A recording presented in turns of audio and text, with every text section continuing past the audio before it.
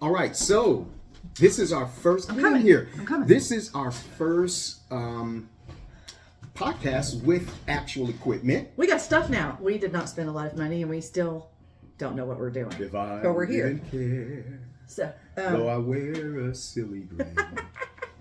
but we feel like we're so professional now. We look like.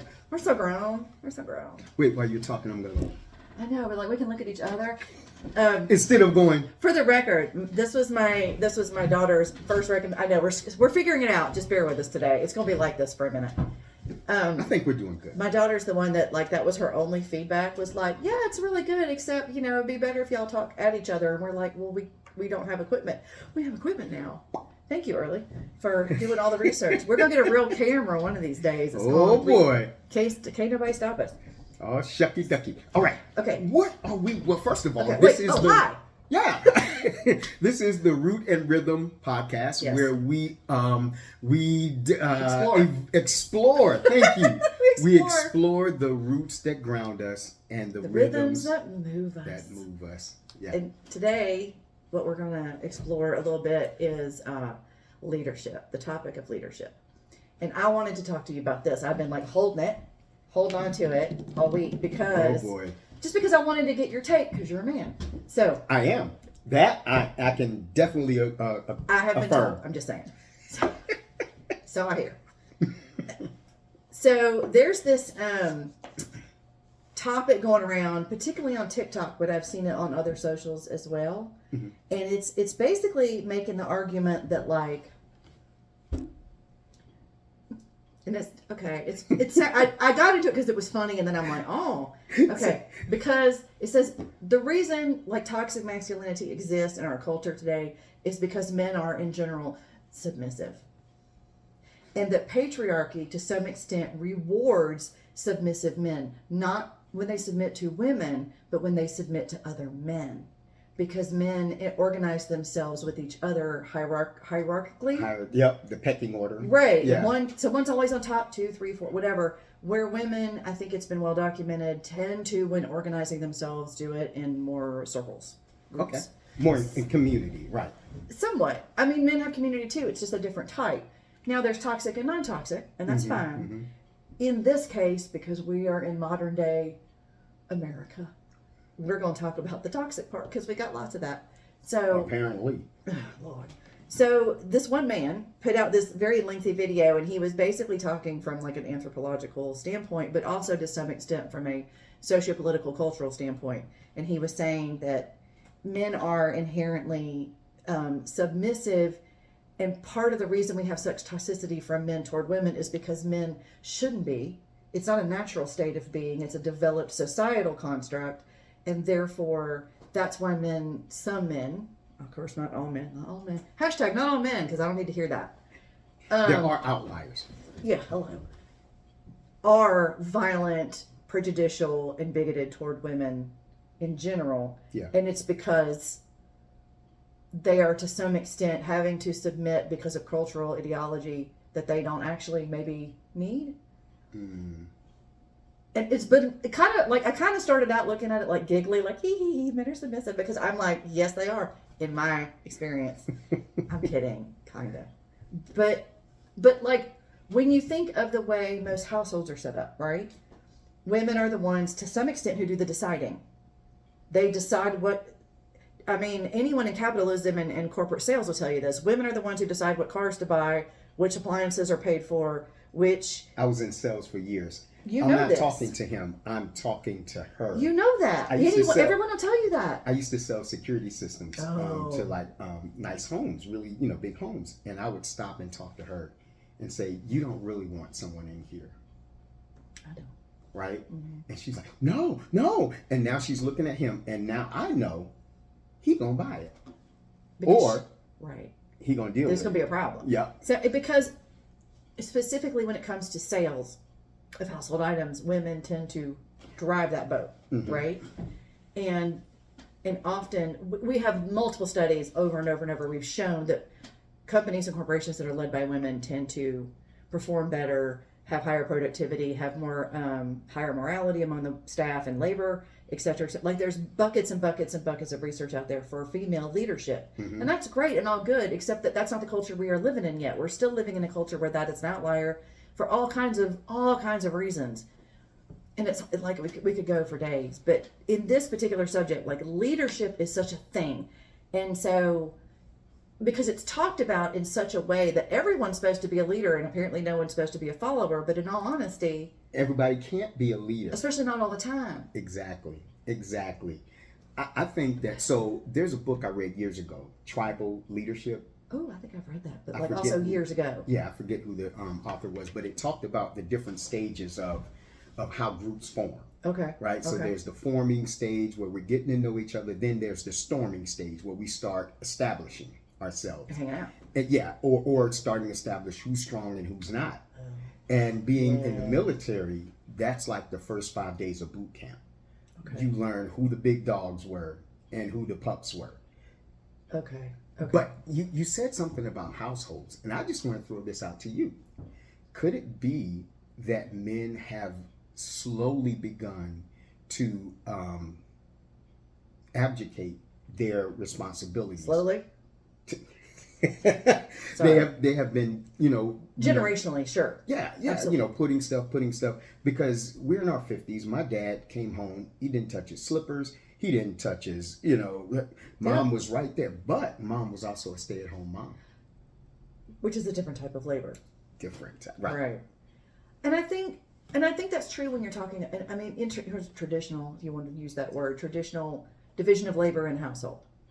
The traditional way was the women handled all the household labor, unpaid, and the unpaid and unrewarded and unappreciated. Sorry, I may be a little salty about this. And the men would go to work and come home, and that was it. And they provided. Hunter gatherer. They provided, yep. and that's wonderful. But even anthropologists and archaeologists will show you there's ample proof that as far as the hunter gatherer myth goes, the gatherers brought in more that sustained the tribe in terms of food. Mm-hmm. There's a lot more to be gathered than there is to be hunted. That makes sense. And when it comes to hunting, men have to have a hierarchy. Yep. Because we have to know who's going to hold the bow, who's going to have the spear, who's going to scare the animal, who's going to herd him into the pit of horns or whatever. I love how you just imagine this whole system. I have read a whole I read the whole Clan of the Cave Bear series. I have all that in my head. God, I can see it. Okay. So I guess my question to you then, as a man in our culture, especially having been in the military, mm-hmm. What do you think about this fella's take that because men are essentially, I don't know what the word is, defined by submission to other men, and is that good, bad, and different? Because to some extent, to lead, someone has to follow, but following can be voluntary or not. And I don't think we're talking about voluntary submission. I think the issue is with the word.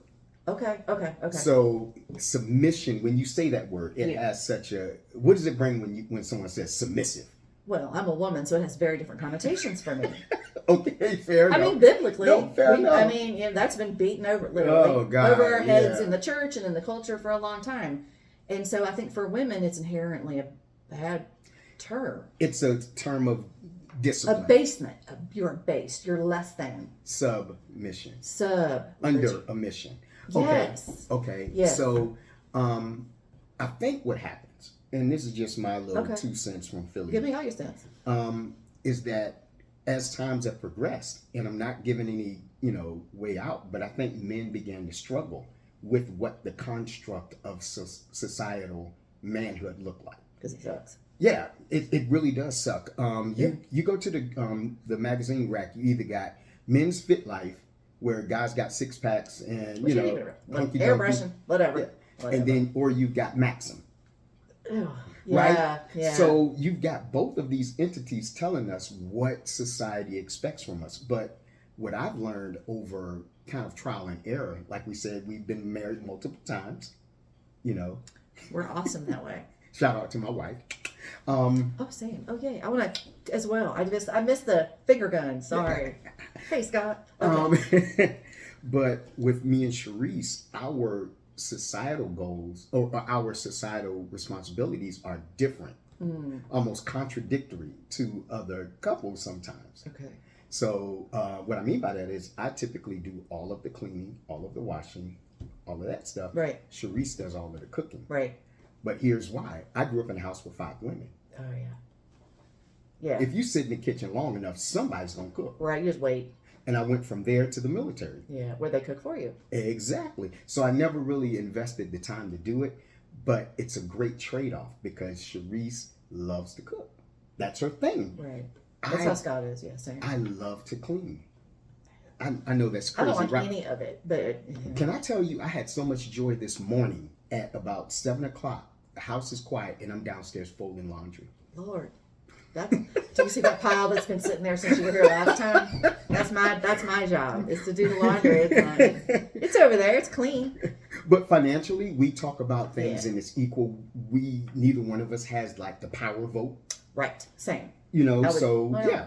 Mostly, I would say that. Okay, but let's speak about the military. Okay. Because that is a place where men, and again, I'm not talking about like the co-ed portions of the military. I'm talking about like for you particularly. There has to be a leader. There has to be a follower. Clearly defined. Okay, but that's put on you, right? Because what if your CO sucked? You still got to follow. I've had those. Yeah. Everybody has. And we used to say we respect. Spank. We respect the stuff on the collar, not the stuff in their head.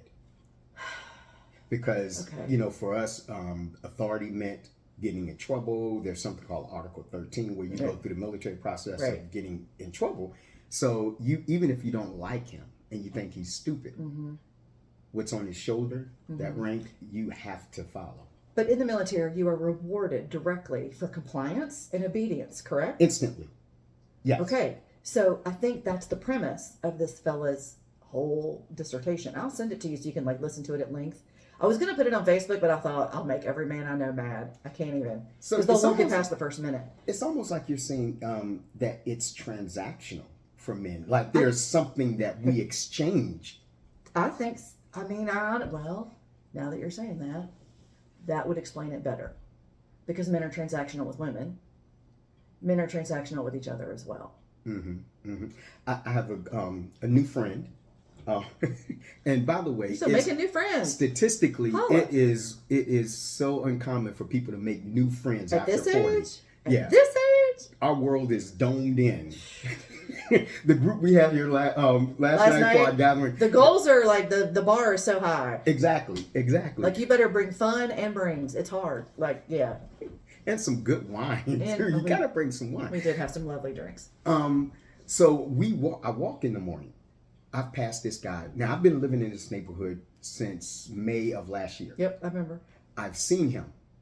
We've gone from head bob. No, the down head bob to the up one. Oh, that's a whole different head bob. That's an expression of endearment. Show the people the head bobs. Okay, let's talk about the difference. Walking, because that's good. How you doing?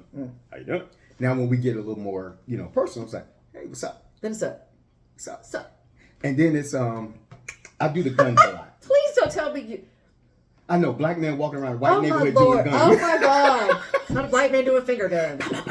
Lord. But so we would always pass each other. And then one day we simultaneously slowed down and turned at each other. I said, "What is your name?" Oh my God, that's so awesome. I'm Philip.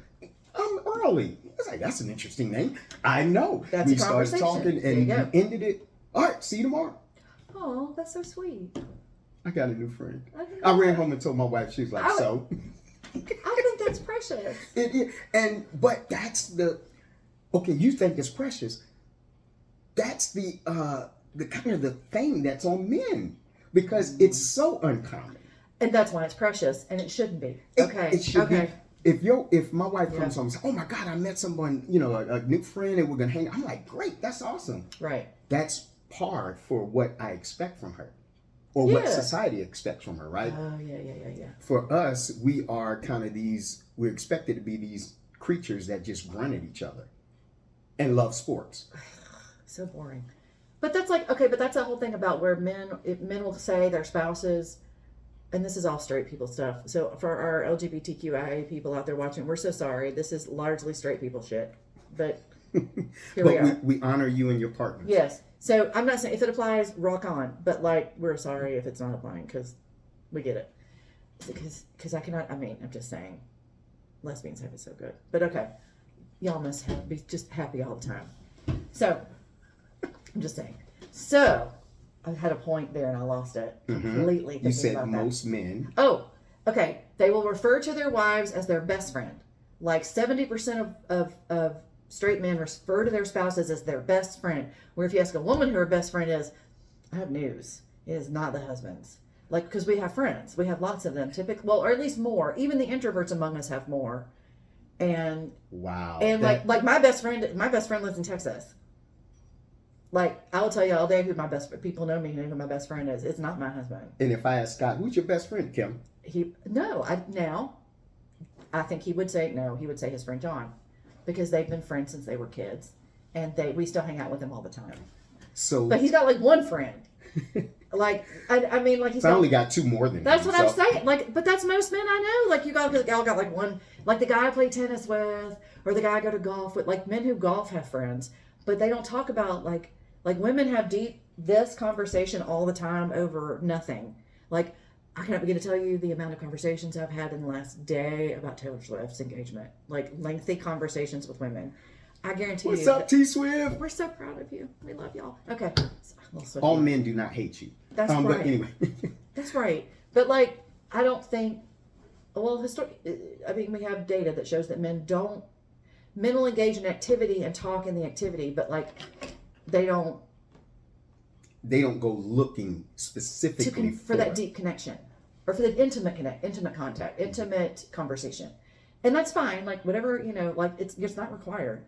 But I think it speaks to this whole ethos of like, we have this whole cultural misapprehension that men are the leaders of the whatever, and it's like, y'all, no, you're not. And I think that's what this guy is trying to say is like, actually, no, they're not. The vast majority of men are not performing a leadership role in their lives or in their careers. Ooh, no, they go to work and they report to someone. And they comply. They comply. Transactionally, that's how I keep my job. That's how I keep my nice stuff. Keep my peace. Right? And so when they come home, there's this. They want to lead somebody. They want to be in charge of something. I think maybe. Absolutely. Not some of them aren't. I'm not saying they're all like that. And this isn't everybody. Because we're being very general. Like, for me, I think me and Sharice are different types of animals. She goes to the gun range regularly. She trains. I love that for her so much. She trains women in self-defense. When I met her, she had a gym bag with boxing gloves. She's a badass. Right? Okay. And she was carrying. I hate guns. I'm more of a debater than a shooter, Well, let me talk to you for a minute. Yeah, like my evening out is going to the Chrysler Museum. But you're bringing up the right point, because so we're associating dominance with violence. We're associating leadership with violence. Right there on this. Bam. Wow. Damn. Wow. Like, it didn't take long. No. So men are historically violent. Quite violent. Far more violent. Yeah. Well, they are. I mean, that's the only data we have. Welcome to war. All wars have been created by men. Yeah. And religion, but we won't go there today. But we're gonna today. It's coming.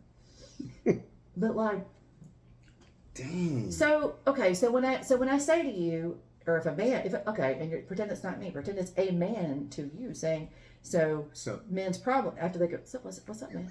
They go, so men are inherently submissive, culturally speaking, and that is why part of the reason they behave in the toxic, violent way that they do. How does that feel? Like, does that resonate with you, or do you think that's just not? Is that too narrow? I don't think it's narrow, and I can only speak for myself. But I remember a particular time I was working at a job I hated. In the department, I was working for the hospital, but not right department. I didn't have a car, so that means I trekked to the train, catch the train home. Then I walked from the train station to my house. It wasn't a long walk, but I walk in, and my son Aaron is on the floor playing with toys. He's done this every day. That's his norm. Yeah. And I walk in and say, dude, I can't have all this crap around the house. And I realize I am expressing dominance over what I feel because of the control that I don't feel I have. That makes sense? Yes. Okay. Yes. I think that's literally it. Expressing the Right. dominance because I can't do it here. Right. Right? But historically, if you look at culture, because keep in mind, the 20th, 21st century lifestyle is new and rare. Like up until then, largely the world was feudalism, colonialism, kings and queens and rulers and serfs and peasants, right? Like, Right. okay, like Property. once we evolved enough to have like farms and own things and we owned things, all that. So like, but that's because usually the societies were based on conquering the neighboring whatever for resources. Mm-hmm. They had a really good orchard. We'd like that orchard. We're going to go take that orchard. I can promise you the women would not have been the ones going, let's go kill them all and take their orchard. They'd have been like, let's have a meeting. We'll bring some cake. Let's talk it over. You know, Let's find a reasonable. We're not going to just kill all the Right. indigenous people. We don't need to kill the neighboring tribe for the orchard. We can probably figure out a way, like, well, we have this really good, like, we have great goats. We could swap some. Great. And that's Bartering. and that's great because that's how trade started and that's fine. However, war was always part of that. Yeah. Conquering for resources, for women, for things. Religion, yeah. For religion, for your deity of choice. But like to war effectively, men have to be hierarchical. War doesn't work without you have to have compliance and obedience. Yeah, there's certain things that built in. Yeah, if you work for HRT, driving a bus, Yeah. I need you to submit to, or not submit. I need you to adhere to the schedule because you have a responsibility to that. I think though with men, and you guys tell me, what do you think about this? I think for men, we tend to look for the easiest transaction when it comes to hierarchy. That makes sense. Right? And the least amount of work for the most amount of gain. Exactly. Okay. And men are historically, and obviously they're outliers, but men are historically the people that feel like, or the entity that feels like they have the strength, right? I'm strong. They've my been wife winning. was a little, yeah. But what happens when we flatten the hierarchy? Have we ever seen it? I think we've seen it in families. Okay. But no, not on a national. No, heck no, because men are, Not especially the societal. men in power, aren't going to give up any power now. No, people don't do that. No, anytime soon. No, and it's really funny because you can dunk on the founding fathers for so many things, but that was one of the things that made George Washington so extraordinary. He walked away from power. Men have never been known to do that. Like everybody around him was like, "You're what?" Like other kings are like, "What?" He just left. He wasn't a king. He didn't want to be. He was a He was a farmer. He wanted to do that. And why do men want to be kings? To- Everybody's my subject. This is my domain. I get to dominate. What do we tell boys when they grow up? When you grow up, your home is your castle, right? We tell boys, don't cry. Come on, you man up. Man or up. when you're leaving the house, all right, you're the man in the house. Watch out for mom. Yeah. And Toxic. I know that how does that impact women? Because you hear like, oh, my daughter's so mature. Is she mature or is she Parentified. break that down? Yeah. I mean, that's as the eldest daughter of an eldest daughter and the mother of an eldest daughter and the granddaughter of an eldest daughter. Parentification happens really quickly with girls because girls are supposed to be responsible, kind, conforming, patient, all that bullshit. And if you're not, the penalties are really severe. Whereas boys are not necessarily held to that standard. Certainly not in the nurturing aspects of a family. No. But they are also held to an artificial standard of toughness. And that's kind of the problem because you got to be tough, but not so tough that you're going to take your dad on. Don't do that. No, that's and don't not be why. disrespectful, and don't be disrespectful to an elder man. And do you know what I'm saying? Yep. Again, here we are. We're building the hierarchy from like infancy up. And it's a male hierarchy. It's a male because boys are taught to be occupational. Yeah. Women are taught to be relational. Yeah. Girls are taught to be relational. So if you even observe kids with no prompting, what toys they gravitate to. Boys are going to want to build more times than not. Girls are going to want to, and we do that. We keep them Girls will separate. play act more. They show girls will play act different things more. Like, and if they pull the little, it's funny because I used to watch my kids do this. They pull the boys in like, okay, and the boys about, I'm the dad. No, you're the dog. You're the family dog. Like, they had a whole different scheme going on in their playtime. So, because I know in our house, like, we didn't do the differentiation of toys. It was like we had a pile. It was like Legos and Barbies and whatever, man. Whatever. Lincoln Logs, all the things. But I don't know how. I would love to figure out how that influences, like, leadership skills. Like, are leadership skills innate, or are they developed, or are they both? Because I know people who have no ambition for leadership, and nor should they. They're not good at it. I think that leadership. But I mean, like, but the whole compliance of, like, submissive men and all the things that explains how the mediocre men rise in management, but the outspoken men don't. They're not compliant. Or our society rewards men for compliancy to other men for being obedient. As long as the ratio doesn't get screwed up, because you got to have enough alpha males, right? I hate that term. I know you got to have the tough guy in the office, right? Who is leading by. And I've worked for men and women, and I've had good experiences with both.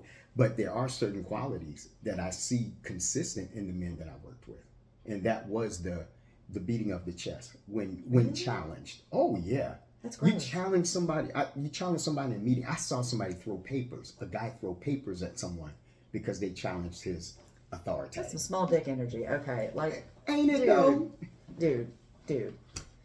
Now, I'm not saying don't get me wrong. I've had in my work experience, I've seen women managers behave just as chaotically and just fail to manage their emotions appropriately in the workplace. Seen that. But that's kind of what, I mean, like, that's not what I consider to be leadership. Like, leadership is, like, and then we could go deep. Like, there's servant leadership and there's, the opposite. Dominant leadership. Yeah, like, I tend to be a servant leader, so do you. Whether because I was parentified so young or because this is who I am as a person. I'm a Sagittarius with a Leo rising, for those who are checking. I have leadership issues and skills and all the things. But it also means that I can follow and I'm a good team player. What I've seen with a lot of male leaders is they're good at leading, but they're not good at playing with the team. They're only good at leading. This is so weird. Right, because think about quarterbacks. Think about it in sports, like the center, the person. Who LeBron. leads the team? We know you can have outspoken people, but LeBron is the team lead. Is the team lead? Wow.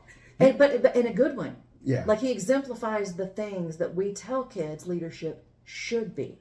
I think we get lucky with good leaders sometimes. And it's just the luck of the draw that this fell on a good guy. Because that really means we're not actually seeking out good leaders. We're seeking out what the best model looks, not model in model, but the best brand for what we're doing. I just told somebody the other day that I am the best number 2 in the world. Okay. I can push a number 1. I can push you. And that's because I've been in leadership and I know what it takes, and I know what it feels like not to have the support you need. So I'll play the second chair all day. You get the praise. And you're fine with it. Absolutely. Because your ego doesn't need it. My ego doesn't anymore. Oh, yeah. Anymore. I'll agree with that. The anymore part kicks in for now, too. Oh, God. Younger is different. Young leadership is also different than more mature. Absolutely. Leadership. Young and dumb, and messed up a career path because I took on something that I was told I shouldn't, but I was like, me early. Yeah. I can do it. I can do it, yeah. Yeah, and that's not the case. Wow. This is good stuff. I literally think we could talk about this for 75 hours. Absolutely. I have so much to say. Like, I'm going to be thinking about it, and we probably have to come back around to 7 of these subjects. So what I would like to say to our listening audience, all like 12 of you, please like, share, and subscribe. Please help us. The sharing and the subscribing is huge, folks, because again, it's all about the algorithm. It's all about metrics. We're playing the game. Yeah. So if YouTube gets enough of our, of people, subscribing Liking, to sharing, this, subscribing. then we can do more things. We can go live. We can, Yeah. That's The ultimate goal is to be able to have the live capability so that literally we can film these live instead of pre-recording like we do now. Because we do want to stay with that authentic design of this is what it is, unedited, this is unscripted, this is just us talking. We're really trying to get back to the old school, very early days of podcasting in this conversation. However, we also eventually would like to monetize if we can, and we can't do that without building up the following. And I don't know if you know, but we have real jobs. So it's not like we're not funded, is what I'm trying to say. Right. We don't have a studio of people helping us. This is my dining room. So we got this from Amazon. So yeah, this is a shoestring operation. So we really would appreciate any like, share, subscribes, and feedback. Please, if you have comments for us, especially if you know us personally, I've gotten feedback from people, and I'm like, that's great. Why didn't you type it into the thing at the YouTube video? Because we need that. So to y'all, thank you for the feedback. We actually do care about what you think, but we also would really like you to say it publicly in the comments because that helps us too. Yes. Please, for the love of God. And if you liked any of this topic, and I know we were kind of all over the place, and that's welcome to us. But if there's things you think I would actually like to hear more about this, or I'd like to know more about this, or I'd like to whatever, please comment that so that we can go into it and look at it and go all right, then we need to do an episode about this and such subject. We're happy to do it. We will literally probably talk about anything. We're good quilts, like that. We'll talk about area rugs. I can talk about quilts. My mother-in-law's a master quilter. Of course she is. Of course. Listen, folks, this is the Root and Rhythm podcast where we are exploring the roots that ground us and the rhythms that move us. And we hope you have moved you today. We are signing off for today. And again, I'm Kim. This is Early. Thank you for listening to our podcast, and we hope to see you next time. And I'm going to have to get up and turn the button off, so don't laugh. Because I'm going to do that. I know we need some exit music.